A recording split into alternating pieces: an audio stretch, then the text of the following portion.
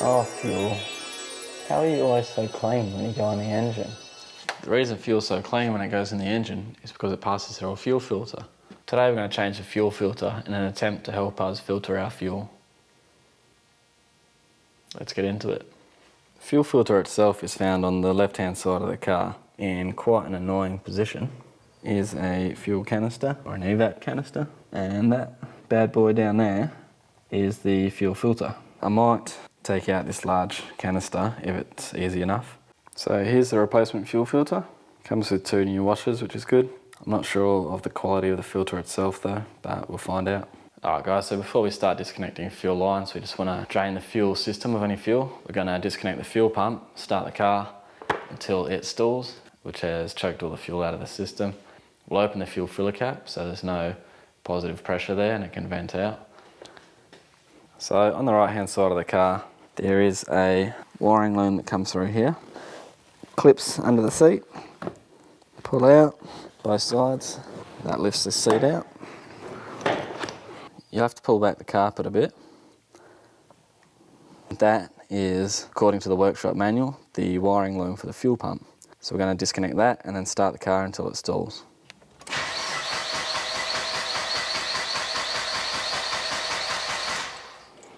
So on this car it didn't actually start with the fuel that it had in the system.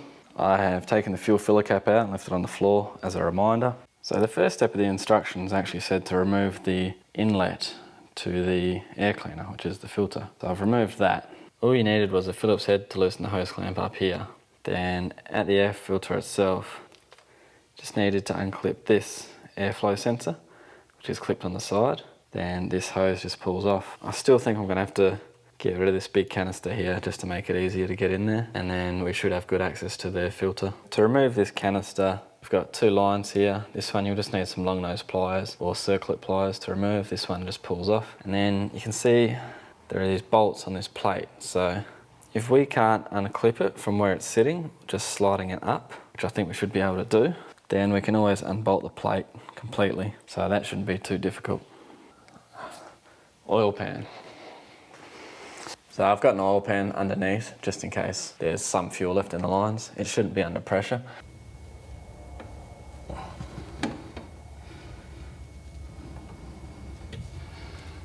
Alright, so nothing's coming out of that. So these are a pain to get off. The best way is to get your long nose pliers along the edge of the hose. And you can pull it off that way. Again, no fuel's come out. Don't want to lose these lines. Just tuck them up out of the way somewhere. Now the canister itself is just in some clips.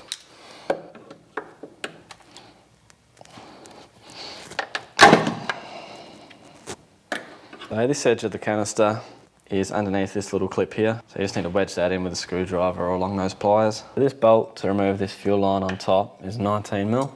And you'll see on the new filter, underneath this little horseshoe that holds that line, there's actually a 19mm in here. I think we need to hold this as we undo that to stop the filter from spinning, and that should protect this line. So we need a 19 spanner and maybe a 19 socket. There is also a line on the bottom of the fuel filter that goes in here. I'm not sure what size that is yet. So going under the car, I'll just show you. You can grab it from underneath, but I think it's easier from up top. When you're up top, you can stop it spinning at the same time. There's your fuel filter there, and you can see that bottom nut, hopefully. This one on the bottom is a 14mm, but I'll try from the top first and see how we go. There we go. Spanner on there. That is very tight, and I don't want to break the fuel lines. So I've just reconfigured the spanner in the hopes that as I loosen it, it will butt up against this here, which is metallic, and won't twist the filter any further, so I can put more pressure on here. Alright, so I've just broken tension by repositioning the spanner onto a mounting point down further, so I can get 2 hands on this. Took a lot of pressure. There's no way I would have got it with just the 1 hand. And try and do the bottom from here while holding this other 19mm in the same spot against the metal. So before I get the bottom off, I'm just going to take this out. Now I think there's some washers in here because the new one came with some washers, and there is fuel coming out of this line now. So just make sure that's going into your oil pan beneath. One washer.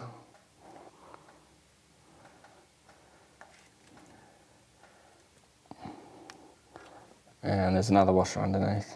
And this nut on the bottom, because it's on the bottom, it's going to spin the filter the other way. So I need to try and reposition this hard up against something, or I need to try and be able to hold both at the same time.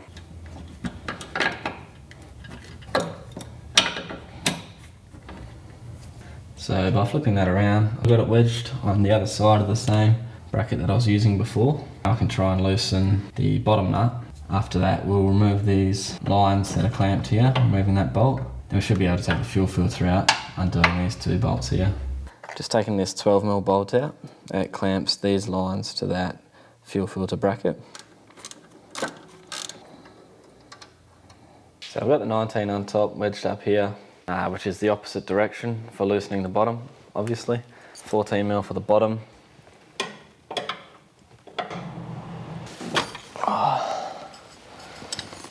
Okay, so that's cracked.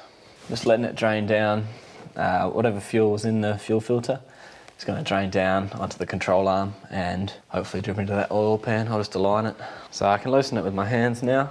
Then after that, we've got two M12 bolts in these brackets. We'll undo that. I've already undone this, which is just holds those lines to the fuel filter bracket.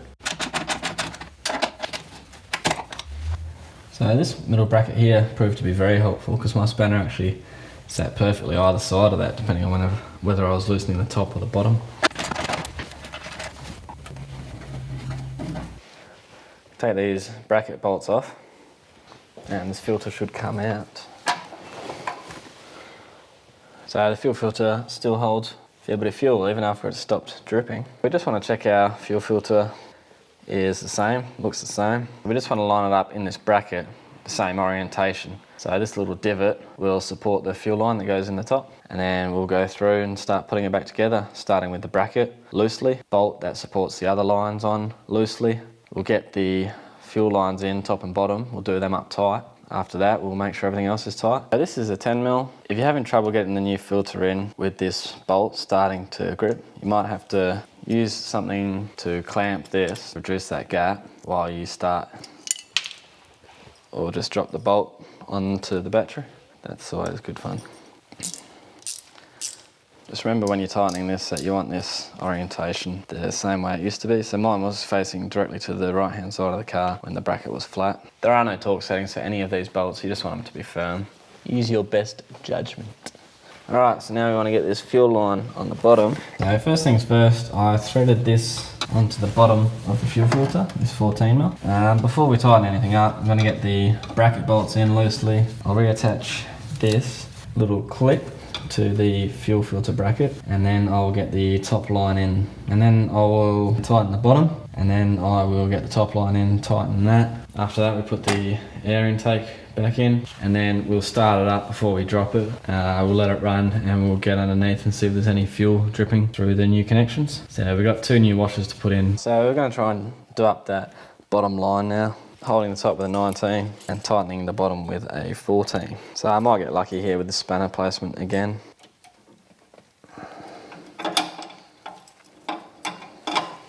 Hopefully that's tight enough. We'll find out when we test run the car. So now we've got to put this on, remembering this sat in that groove and it had a washer each side. Brand new washers to put on. I did keep the old ones just in case.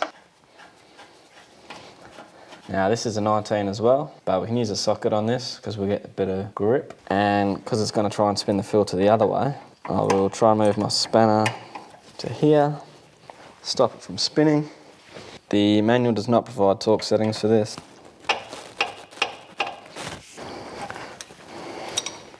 So canister, and then we had two lines I had running to keep out of the way of everything. Now there was no clamp on this one, we just want to get it as tight as we can.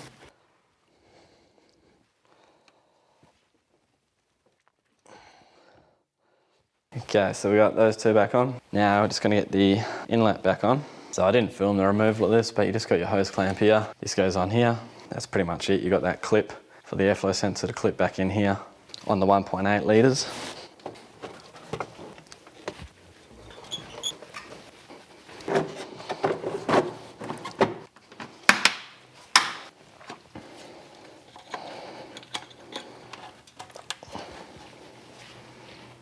Alright, so I'm just going to tighten this up with the socket, which is a 10mm.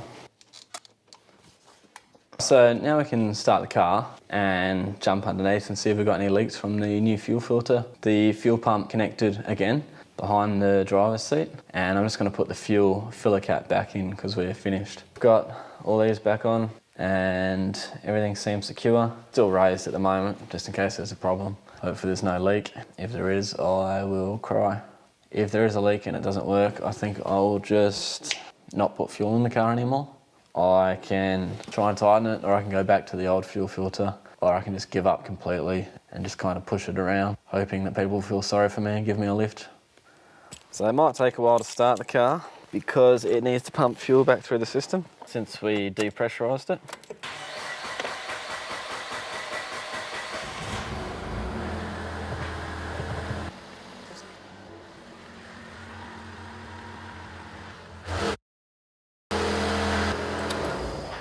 Looks good on top and the bottom. Should have opened the garage door because I was going to gas myself in here. Pretty stoked. Probably take it for a drive and just double check. It's not that hard. It's just annoying having to move all this sort of stuff out of the way. And the top bolt, the 19mm, is extremely stiff. Bottom one, the 14mm, for me, didn't have any issues. Did it up reasonably tight as you can with the 14mm. I wouldn't put an extension bar on it and risk sort of cracking that fuel line. It's a 14mm for a reason. So the one up top, tight. 2 new washers on, hunky-dory. What a day, what a shit day. Moral of the story is that I'm basically a mechanic now. Dual trade, Sparky mechanic.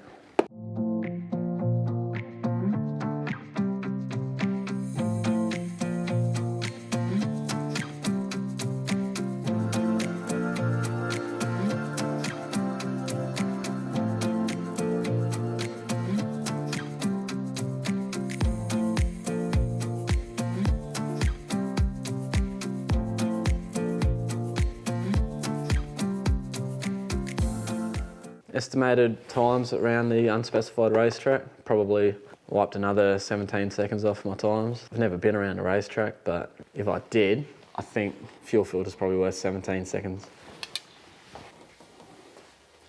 G'day. You right? G'day. You right? G'day. Yes.